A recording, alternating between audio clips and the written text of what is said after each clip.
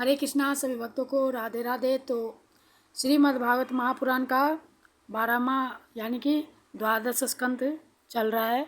तो इसका जो है सो 10वां अध्याय है। इसमें मार्कंडेय जी को भगवान शंकर का वरदान के बारे में कथा है।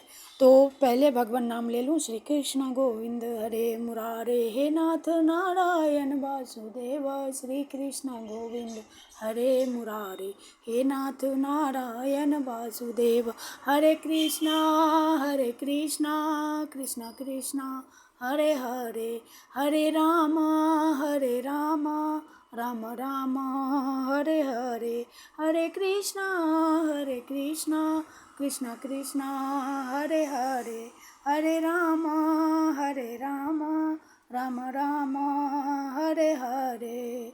बोलिए श्री राधा कृष्णा व्याम नम लक्ष्मी नारायण द्वारकाधीश की जय। श्रीमद् भागवत भगवान की जय। श्री कृष्ण कन्हैया लाल की जय। द्वारकाधीश की जय। भगवान वेद व्यास की जय। सुखदेव जी महाराज की जय। सद्गुरुदेव भगवान की जय। कृष्णाय वासुदेवाय देवकी नंदनाय च नंद गोप कुमाराय गोविंदाय नमो नमः। हे कृष्ण करुणा सिंधु दीन बंधु जगतपते गोपेश गोपिका कांत राधा कांत नमस्तुते, राधा कांत नमस्तुते। बोलिए कृष्ण कन्हैया लाल की जय। श्रीमद् भागवत भगवान की जय।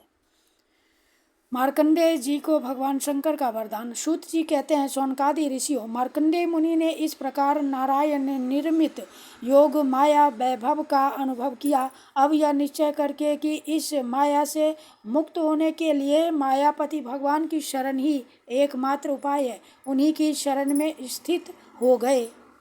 मार्कंडेय जी ने मन ही मन कहा, प्रभो, आपकी माया वास्तव में प्रतीति मात्र होने पर भी सत्य ज्ञान के समान प्रकाशित होती है और बड़े बड़े विद्वान भी उसके खेलों में मोहित हो जाते हैं। आपके श्रीचरण कमल ही शरणागतों को सब प्रकार से अभयदान करते हैं, इसलिए मैंने उन्हीं की शरण ग्रहण की है। सूत जी कहते हैं, मार्कंडेय जी इस प्रकार शरणागति की भावना में तन्मय हो रहे थे। उसी समय भगवान शंकर भगवती पार्वती जी के साथ नंदी पर सवार होकर आकाश मार्ग से विचरण करते हुए उधर आ निकले और मार्कंडेय जी को उसी अवस्था में देखा। उनके साथ बहुत से गण भी थे। जब भगवती पार्वती ने मार्कंडेय मुनि को ध्यान की अवस्था में देखा, तब उनका हृदय वात्सल्य स्नेह से उमड़ आया। उन्होंने शंकर जी से कहा, भगवान, तनिक इस ब्राह्मण की ओर तो देखिए। जैसे तूफान शांत हो जाने पर समुद्र की लहरें और मछलियाँ शांत हो जाती हैं और समुद्र धीर गंभीर हो जाता है, वैसे ही इस ब्राह्मण का शरीर, इंद्रिय और अंतःकरण शांत हो रहा है। समस्त सिद्धियों के दाता आप ही हैं, इसलिए कृपा करके आप इस ब्राह्मण की तपस्या का प्रत्यक्ष फल दीजिए। भगवान शंकर ने कहा, देवी, ये ब्रह्मर्षि लोक अथवा परलोक की कोई भी वस्तु नहीं चाहते, और तो क्या इनके मन में कभी मोक्ष की भी आकांक्षा नहीं होती। इसका कारण यह है कि घट घटवासी अविनाशी भगवान के चरण कमलों में इन्हें परम भक्ति प्राप्त हो चुकी है। प्रिय, यद्यपि इन्हें हमारी कोई आवश्यकता नहीं है, फिर भी मैं इनके साथ बातचीत करूंगा, क्योंकि ये महात्मा पुरुष हैं। जीव मात्र के लिए सबसे बड़े लाभ की बात यही है कि संत पुरुषों का समागम प्राप्त हो। सूत जी कहते हैं, शौनक जी, भगवान शंकर समस्त विद्वाओं के प्रवर्तक और सारे प्राणियों के हृदय में विराजमान अंतर्जामी प्रभु हैं। जगत के जितने भी संत हैं, उनके एकमात्र आश्रय और आदर्श भी वही है। भगवती पार्वती से इस प्रकार कहकर भगवान शंकर मार्कंडेय मुनि के पास गए। उस समय मार्कंडेय मुनि की समस्त मनोवृत्तियां भगवत भाव में तन्मय थी। उन्हें अपने शरीर और जगत का बिल्कुल पता न था। इसलिए उस समय वे यह भी न जान सके कि मेरे सामने सारे विश्व के आत्मा स्वयं भगवान गौरी शंकर पधारे हुए हैं। शौनक जी, सर्वशक्तिमान भगवान कैलाशपति से यह बात छिपी न रही कि मार्कंडेय मुनि इस समय किस अवस्था में है। इसलिए जैसे वायु आकाश के स्थान में अनायास ही प्रवेश कर जाती है, वैसे ही वे अपनी योग माया से मार्कंडेय मुनि के हृदयाकाश में प्रवेश कर गए। मार्कंडेय मुनि ने देखा कि उनके हृदय में तो भगवान शंकर के दर्शन हो रहे हैं। शंकर जी के सिर पर बिजली के समान चमकीली पीली पीली जटाएं शोभायमान हो रही है। 3 नेत्र हैं और 10 भुजाएं। लंबा तगड़ा शरीर उदयकालीन सूर्य के समान तेजस्वी है। शरीर पर बाघंबर धारण किए हुए हैं और हाथों में त्रिशूल, खड्ग, ढाल, रुद्राक्ष माला, डमरू, खप्पर, तलवार और धनुष लिए हैं। मार्कंडेय मुनि अपने हृदय में अकस्मात भगवान शंकर का यह रूप देखकर विस्मित हो गए। यह क्या है, कहाँ से आया? इस प्रकार की वृत्तियों का उदय हो जाने से उन्होंने अपनी समाधि खोल दी। जब उन्होंने आंखें खोली तब देखा कि तीनों लोगों के एकमात्र गुरु भगवान शंकर श्री पार्वती जी तथा अपने गणों के साथ पधारे हुए हैं। उन्होंने उनके चरणों में माथा टेक कर प्रणाम किया। तदनंतर मार्कंडेय मुनि ने स्वागत आसन, पाद्य, आर्घ्य, गंध, पुष्पमाला, धूप और दीप आदि उपचारों से भगवान शंकर, भगवती पार्वती और उनके गणों की पूजा की। इसके पश्चात मार्कंडेय मुनि उनसे कहने लगे, सर्वव्यापक और सर्वशक्तिमान प्रभो, आप अपनी आत्मानुभूति और महिमा से ही पूर्ण काम है। आपकी शांति और सुख से ही सारे जगत में सुख शांति का विस्तार हो रहा है। ऐसी अवस्था में मैं आपकी क्या सेवा करूं? मैं आपके त्रिगुणातीत सदाशिव स्वरूप को और सत्व गुण से युक्त शांत स्वरूप को नमस्कार करता हूँ। मैं आपके रजोगुण युक्त सर्व प्रवर्तक स्वरूप एवं तमोगुण युक्त अघोर स्वरूप को नमस्कार करता हूँ। सूत जी कहते हैं, शौनक जी, जब मार्कंडेय मुनि ने संतों के परम आश्रय देवादिदेव भगवान शंकर की इस प्रकार स्तुति की, तब वे उन पर अत्यंत संतुष्ट हुए और बड़े प्रसन्न चित्त से हंसते हुए कहने लगे। भगवान शंकर ने कहा, मार्कंडेय जी, ब्रह्मा, विष्णु तथा मैं, हम तीनों ही वरदाताओं के स्वामी हैं। हम लोगों का दर्शन कभी व्यर्थ नहीं जाता। हम लोगों से ही मरणशील मनुष्य भी अमृत तत्व की प्राप्ति कर लेता है। इसलिए तुम्हारी जो इच्छा हो वही वर मुझसे मांग लो। ब्राह्मण भगवान से ही परोपकारी, शांतचित्त एवं अनासक्त होते हैं। वे किसी के साथ वैरभाव नहीं रखते और समदर्शी होने पर भी प्राणियों का कष्ट देखकर उनके निवारण के लिए पूरे हृदय से जुट जाते हैं। उनकी सबसे बड़ी विशेषता तो यह होती है कि वे हमारे अनन्य प्रेमी एवं भक्त होते हैं। सारे लोग और लोकपाल ऐसे ब्राह्मणों की वंदना, पूजा और उपासना किया करते हैं। केवल वे ही क्यों, मैं भगवान ब्रह्मा तथा स्वयं साक्षात ईश्वर विष्णु भी उनकी सेवा में संलग्न रहते हैं। ऐसे शांत महापुरुष मुझ में, विष्णु भगवान में, ब्रह्मा में, अपने में और सब जीवों में अनुमात्र भी भेद नहीं देखते। सदा सर्वदा सर्वत्र और सर्वथा एक रस आत्मा का ही दर्शन करते हैं। इसलिए हम तुम्हारे जैसे महात्माओं की स्तुति और सेवा करते हैं। मार्कंडेय जी, केवल जलमय तीर्थ ही तीर्थ नहीं होते तथा केवल जड़ मूर्तियां ही देवता नहीं होती। सबसे बड़े तीर्थ और देवता तो तुम्हारे जैसे संत हैं, क्योंकि वे तीर्थ और देवता बहुत दिनों में पवित्र करते हैं, परंतु तुम लोग दर्शन मात्र से ही पवित्र कर देते हो।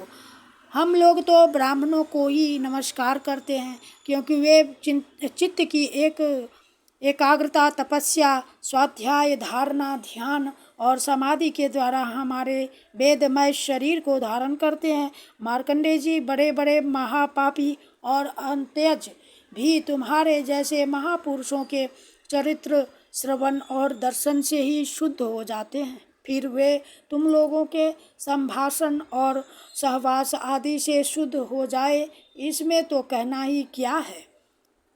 सूत जी कहते हैं, सनकादि ऋषियों चंद्रभूषण भगवान शंकर की एक एक बात धर्म के गुप्तमय रहस्य से परिपूर्ण थी। उसके एक एक अक्षर में अमृत का समुद्र भरा हुआ था। मार्कंडेय मुनि अपने कानों के द्वारा पूरी तन्मयता के साथ उसका पान करते रहे, परंतु उन्हें तृप्ति न हुई।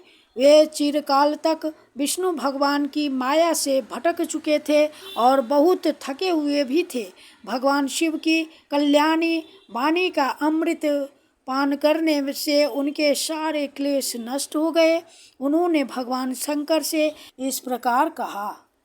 मार्कंडेय जी ने कहा, सचमुच सर्वशक्तिमान भगवान की यह लीला सभी प्राणियों की समझ के परे है।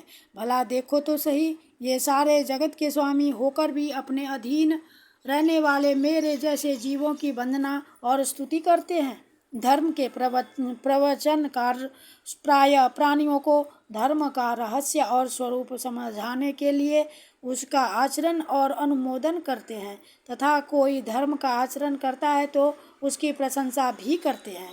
जैसे जादूगर अनेकों खेल दिखलाता है और उन लोग खेलों से उसके प्रभाव में कोई अंतर नहीं पड़ता, वैसे ही आप अपनी स्वजन मोहिनी माया की वृत्तियों को स्वीकार करके किसी की वंदना स्तुति आदि करते हैं तो केवल इस काम के द्वारा आपकी महिमा में कोई त्रुटि नहीं आती। आपने स्वप्न दृष्टा के समान अपने मन से ही संपूर्ण विश्व की सृष्टि की है और इसमें स्वयं प्रवेश करके कर्ता न होने पर भी कर्म करने वाले गुणों के द्वारा कर्ता के समान प्रतीत होते हैं। भगवान आप त्रिगुण स्वरूप होने पर भी उनके परे उनकी आत्मा के रूप में स्थित है। आप ही समस्त ज्ञान के मूल केवल अद्वितीय ब्रह्म स्वरूप हैं। मैं आपको नमस्कार करता हूँ। अनंत, आपके श्रेष्ठ दर्शन से बढ़कर ऐसी और कौन सी वस्तु है जिसे मैं वरदान के रूप में मांगूं। मनुष्य आपके दर्शन से ही पूर्ण काम और सत्य संकल्प हो जाता है।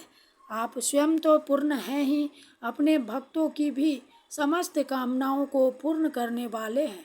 इसलिए मैं आपका दर्शन प्राप्त कर लेने पर भी एक वर और मांगता हूँ, वह यह कि भगवान में, उनके शरणागत भक्तों में और आप में मेरी अविचल भक्ति सदा सर्वदा बनी रहे।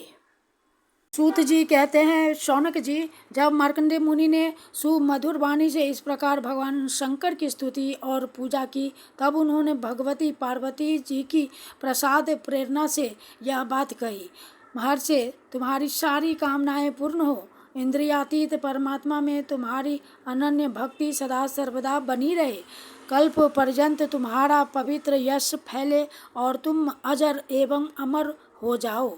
ब्राह्मण, तुम्हारा ब्रह्म तेज तो सर्वदा अक्षुण्ण रहेगा ही। तुम्हें भूत भविष्य और वर्तमान के समस्त विशेष ज्ञानों का एक अधिष्ठान रूप ज्ञान और वैराग्य युक्त स्वरूप स्थिति की प्राप्ति हो जाए। तुम्हें पुराण का आचार्यत्व भी प्राप्त हो। सूत जी कहते हैं, शौनक जी, इस प्रकार त्रिलोचन भगवान शंकर मार्कंडेय मुनि को वर देकर भगवती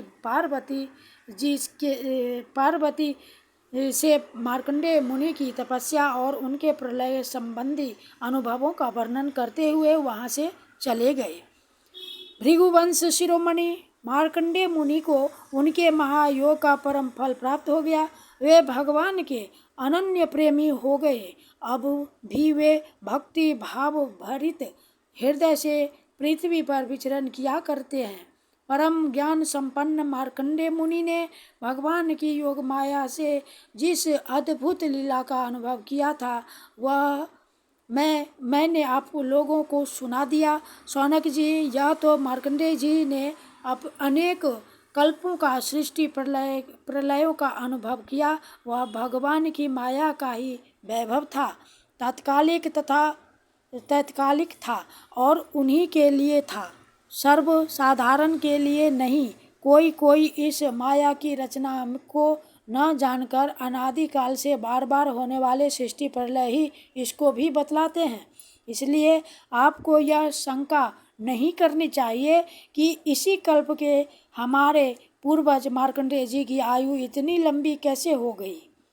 भृगुवंश शिरोमणे, मैंने आपको यह जो मार्कंडेय चरित्र सुनाया है वह भगवान चक्रपाणि के प्रभाव और महिमा से भरपूर है। जो इसका श्रवण एवं कीर्तन करते हैं वे दोनों ही कर्म वासनाओं के कारण प्राप्त होने वाले आवागमन के चक्कर से सर्वदा के लिए छूट जाते हैं। इति श्रीमद्भगवते महापुराणे परमहंस्यां